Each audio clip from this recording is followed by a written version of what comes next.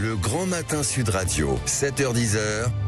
Patrick Roger. Il est 7h40, Sud Radio vous explique sur l'artisanat et les petites entreprises. Nous sommes avec Jean-Christophe Repon, qui est président de la CAPEB, c'est la Confédération de l'artisanat et des petites entreprises du bâtiment. Bonjour, merci d'être avec nous, parce que vous publiez une étude, là, on va en parler dans un instant, sur le secteur, quoi, parce que c'est assez fragile, et vous alertez un peu le gouvernement, enfin... les gouvernements, les pouvoirs publics, en disant attention, parce que nous on est complètement dans le brouillard, quoi. C'est ça en quelque sorte. On ne cesse depuis plus de 2 ans maintenant d'avoir un recul d'activité assez net, et ce trimestre en 2025, le troisième trimestre 2025 est encore en recul de 3,5% par rapport à 2024, et on sait que l'année 2024 a été négative dans son ensemble et a détruit de l'emploi. Donc on est dans une lente descente aux enfers progressive, avec un vrai plan social dont personne ne parle, puisque nous avons détruit l'année dernière 28 000 emplois, et on va dans une tendance à peu près de même calibre sur 2025. Donc on dit au gouvernement, on dit à Matignon, on dit à l'Élysée, prenez soin des TPE et redonnez de la confiance au marché, parce que ça devient dramatique. Oui, c'est un plan social qui ne porte pas son nom, c'est ce que vous dites, près de 30 000 emplois détruits dans le bâtiment. Dans la TPE. Pourquoi alors? Dans la TPE, parce que dans l'artisanat en plus, dans les petites entreprises. Oui. Dans les petites entreprises. Alors pourquoi? Parce que les chantiers ne démarrent pas? Parce que qu'est-ce qui se passe? On a visiblement vraiment un manque de confiance des particuliers. On voit bien que l'épargne ne cesse d'augmenter, et que le Français, devant le marasme politique, l'indécision politique, les différents gouvernements préfèrent épargner que d'engager de la rénovation dite énergétique ou de la rénovation tout court. Et on voit bien que l'ensemble du marché est à tonne depuis plus de 2 ans. On essaie de trouver des solutions pour remettre de la confiance, et il faudrait que le gouvernement donne des signes forts envers le marché, envers les particuliers, pour qu'il y ait une vraie lisibilité, notamment sur la transition énergétique. Et on voit bien que les décisions passées politiques sur la rénovation dite globale, d'ampleur, a biaisé le marché et a fait qu'on a dépensé fortement de l'argent public pour peu de particuliers, et a donné un signal négatif au niveau de ce marché. Donc on demande alors qu'est-ce qu'il faudrait comme mesure? C'est pas facile, parce que le gouvernement, enfin ça change, etc. On a l'impression qu'ils se préoccupent avant tout de leurs intérêts, et pas trop de l'intérêt en fait national, quoi. Je ne sais pas de quoi ils s'occupent, mais moi ça fait plus de 2 ans que je négocie avec les différents ministres, et avec lesquels j'ai toujours des arbitrages favorables, mais depuis 2 ans on n'a pas légiféré sur ces arbitrages favorables. C'est ça qui nous importe. Nous il nous faut retrouver cette volonté politique dans des textes de loi, dans l'accès au marché. Et ce qui nous inquiète beaucoup actuellement, c'est qu'on voit bien que le marché se concentre par des nouveaux métiers d'intermédiaires et de PME qui viennent capter la valeur ajoutée.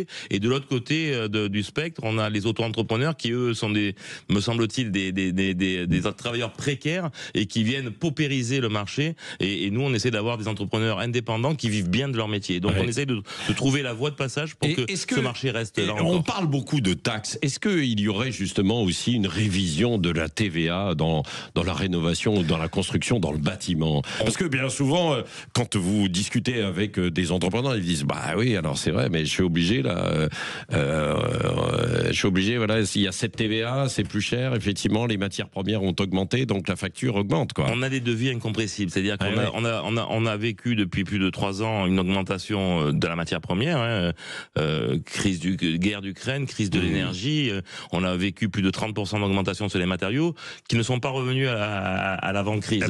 On est resté les prix augmentent, ça ne descend jamais. On est resté au même niveau, ce qui veut dire que nos devis ont augmenté, et le pouvoir d'achat des particuliers en ont subi la conséquence. Et donc, ce qu'il est important de préciser, c'est qu'il nous faut avoir des signes forts pour que l'activité prévaut sur la rénovation plutôt que sur l'épargne. Et nous avons besoin d'avoir une direction forte de la rénovation énergétique et de l'accès au marché pour ces TPE.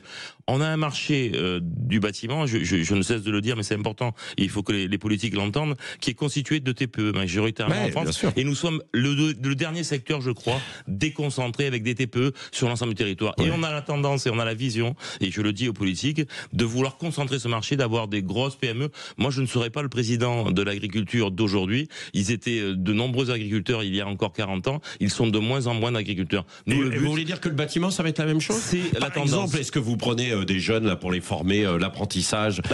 Comme vous êtes dans une situation difficile, moins d'apprentis du coup. L'apprentissage est pour nous vital, mais on a actuellement des jeunes qui ne trouvent pas d'entreprise parce qu'on n'a pas d'activité. Et donc moi, ce que je dis au gouvernement, c'est qu'il nous faut de plus en plus de TPE sur l'ensemble du territoire et pas de moins en moins de TPE. Et quand on regarde le marché comme il s'est organisé, notamment sur la rénovation énergétique, il est symptomatique. On a créé des métiers intermédiaires qui ont capté la valeur ajoutée et on crée de la sous-traitance ou de la pose de matériel avec de l'auto-entrepreneuriat. Et au milieu, il y a des artisans qui ont du mal à trouver un chemin. Je dis aux gouvernants, s'ils veulent des retraités heureux et des cotisations fiscales et sociales demain, il faut des TPE, des salariés pour pouvoir avoir un modèle social à la française. Et donc nous, on essaie de défendre l'emploi dans les TPE, dans l'artisanat.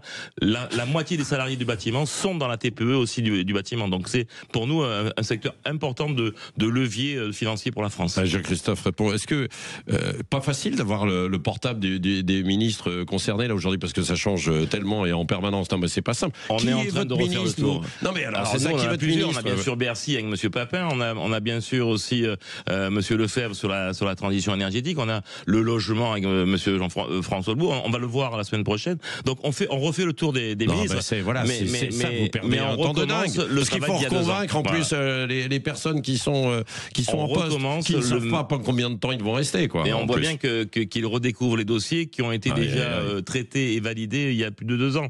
Et donc nous, plus de 2 ans, c'est inadmissible. Et 2 ans, et ça correspond exactement à la baisse d'activité. Donc on a redit hier soir à Matignon tout ce qu'on pensait de la décision rapide et qu'on doit voir dans le PLF pour l'accès au marché, le groupement d'entreprises, la VAE sur le RGE, enfin que des termes courts que personne comprend, mais qu'on sait qu'il faut arbitrer. Ouais, bon, voilà. Enfin, ce que l'on comprend, c'est qu'il faut qu'il y ait de la confiance, qu'on relance, qu'on dessert, qu'il y ait quelques mesures aussi d'incitation, bien sûr, pour que les gens reprennent des chantiers, quoi. Bien sûr, qu'il y ait de la construction, qu'on rénove sa maison, son appartement, et qu'on prenne le temps d'améliorer son habitat, confort d'été, confort d'hiver. Et on a un sujet d'importance et qui va être capital pour la France entre la transition énergétique et la décarbonation. C'est le vieillissement de la population, c'est bien vivre son habitat le plus longtemps possible pour que ça ne coûte pas cher à la France. Si demain on ne prend pas soin de nos anciens et qu'on et puis des jeunes aussi à l'accession à la propriété de l'autre côté. L'accession à la propriété, c'est quand même un vrai sujet. Mais je dirais que la problématique des retraites fait qu'on a un vieillissement de la population et qu'il faudra accompagner au mieux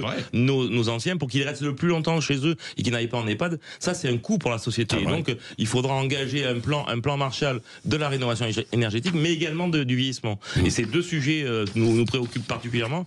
Et si on veut réussir ces 2 sujets, c'est avec les entreprises artisanales. Et c'est pas avec moins d'entreprises artisanales qu'on va réussir le défi. Merci Jean-Christophe Repon, président d'ACAPEB, la Confédération d'artisanat et des petites entreprises du bâtiment. J'imagine que ça vous fait réagir de l'autre côté. Vous pouvez d'ores et déjà appeler Manu et on en reparlera tout à l'heure à 9h dans La Vérité en face, le grand débrief avec moi et Jean-François Akili. Merci Jean-Christophe Repon. Donc voilà, avec votre étude qui va être annoncée en fait aujourd'hui, vous nous avez donné les grandes lignes et puis bien du courage pour contacter les uns et les autres et les voir effectivement et surtout les convaincre de vous suivre dans ce que vous recommandez.